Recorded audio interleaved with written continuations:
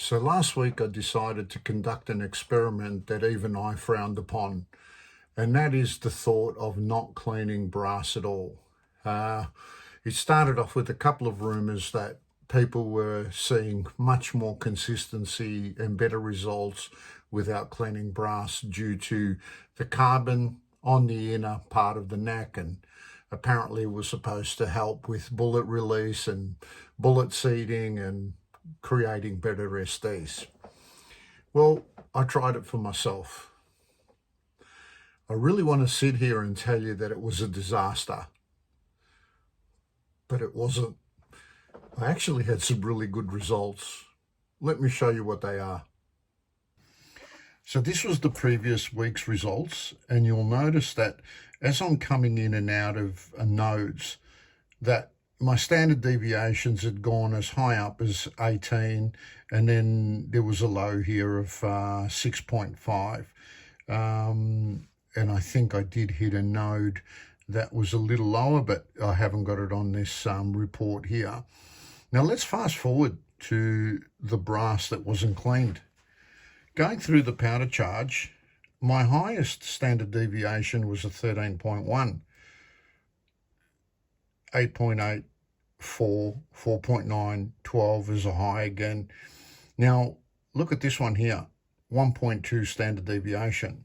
Now, the one thing that you need to know with this one here, that it was only a 3-shot group, because I thought I was going to hit pressure, but I didn't. And the difference between the three was 1 foot per second. 2 feet per second. That's it. That's the difference. Two exactly the same and one with 2 feet per second different. So even, with another two, I will be doing it again, obviously, in a 5-round group this week. But I do know that 100% that that's my node. But I'm not worried about that at all. Look above it. Look at the standard deviation coming in and out of the node. It's fantastic.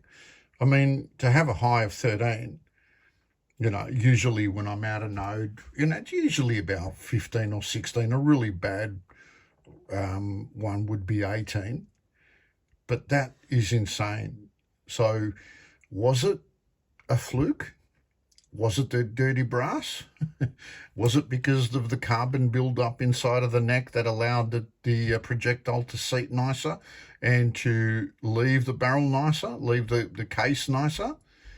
We're soon going to find out, because I'm going to continue down this path now and see where it takes me. Now, before I started this experiment, this is the exact feedback I was given, that I'm going to get standard deviations so low that it's going to freak me out. And it did. I've never reached those numbers. I've had 3 in the past. I've had, roughly in the 4s, and I'm happy, and I think, yep, that's my node, I'll go with it. But to get under that, it's never happened before. But not just that, having the node, out of the node, not being so high, like being 8s and stuff, like, the worst one being 13. So what? Some people are happy with that and they go with that. Look, I'm going to continue down this journey. I'll keep running it for a while and see how it goes. The one thing I will go and change, though, is I'm going to go back to annealing before I resize to see now if there's a difference again, because I know I can get really good nodes with it after and just before firing. Because in my view, as long as you're annealing at some point of that cycle, that's all that matters. There's a lot of people that will argue against that. There's a lot of people that will argue that, they anneal after resizing and then, before resizing and after resizing and then mandrelling. So there's so much information out there.